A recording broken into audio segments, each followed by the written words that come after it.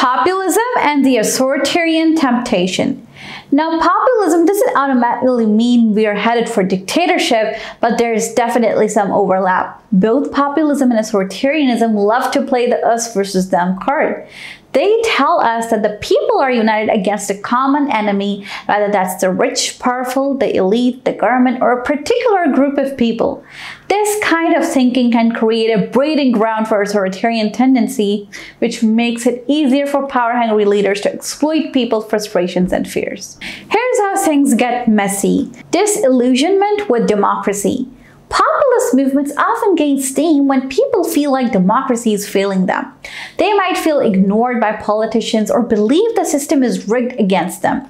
This frustration can make people lose faith in traditional institutions and democratic processes, making them more open to promises of radical change and a strong leader who claims to have all the answers. The rise of the charismatic leader. Populist leaders are often very charismatic. They are good at speaking to people's emotions and fears, painting themselves as the only ones who truly understand and care about common folks.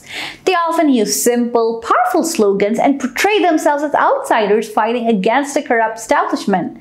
This can lead to a sort of hero worship where people start to blindly trust the leader and overlook any potential flaws or warning signs. Undermining the institutions. To consolidate their power, populist leaders often go after institutions that are supposed to hold them accountable. They might attack the courts, the media, independent experts, and even scientists, calling them part of the corrupt elite that is holding everyone else down.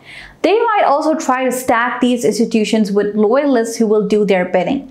This erosion of trust in institutions can make it easier for the leader to get away with undemocratic behavior. Power grab. As populist leaders gain popularity, they might start to get power hungry. They might try to cause riots, weaken their opponents, change election laws to their advantage, or even rewrite the constitution to remove term limits. They might also use their control over institutions to silence dissent and persecute their critics.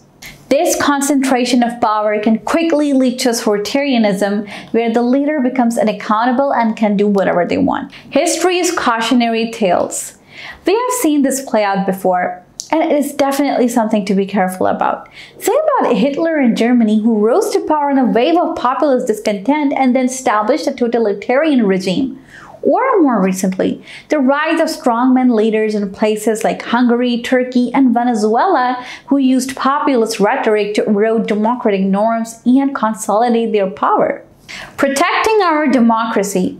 So does this mean that populism is doomed to lead to authoritarianism? Not necessarily. Just because some populist movements have gone down a dark path doesn't mean they all will, but it does mean we need to be extra careful. We need to protect the things that keep our democracy healthy, like strong institutions, a free press, an educated citizenry, and people who are willing to speak up when things get out of hand. We also need to be critical of charismatic leaders and hold them accountable, even if we agree with some of their ideas. Before we finish up, let's think about some questions together. How can we tell the difference between illegitimate populist concerns and dangerous authoritarian tendencies? What can we do as individuals and as a society to protect our democracy from the risk of populism? Can populist movements be channeled in a positive direction that strengthens democracy rather than undermining it? How?